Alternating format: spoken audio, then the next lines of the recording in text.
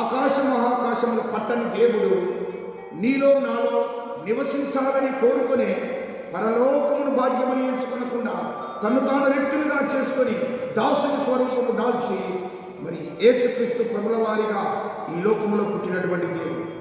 అటువంటి దేవుడు మానవులందరినీ చూస్తూ ఉంటున్నాడు, మానవులందరినీ పరిశీలిస్తూ ఉంటున్నాడు.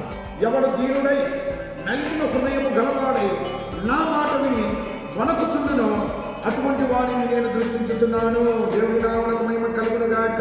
దేవుని విషయంలో భయభక్తులు కలిగి దీనత్వం కలిగి తగ్గించుకొని వణకుచుండే వారిని ప్రత్యేకించి వారి మీద దృష్టి దేవుడు ఉంచాడు. ఏ దేవుని బిడ్డ ఉదయకాల సమయంలో ఈ పరిశుద్ధ మాటలు వినుచున్నటువంటి నీవు దేవుని విషయమై ఒక దీనుడుగా నలిగిన హృదయం గలవాడిగా దేవుని చెంతని భయపడి వణుకుచున్నావా?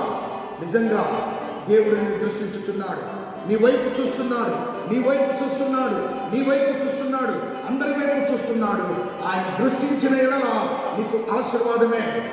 ఆయన దృష్టించిన సమయంలో ఇదిగో నీకు కలిగిన ఆ కష్టాలు, బాధలు, శ్రమలు, నష్టాలు అన్నీ కూడా ఆయనకు కనిపిస్తాయి కనుక వాటన్నిటి నుండి నేను విడుదల చేయనుగాక.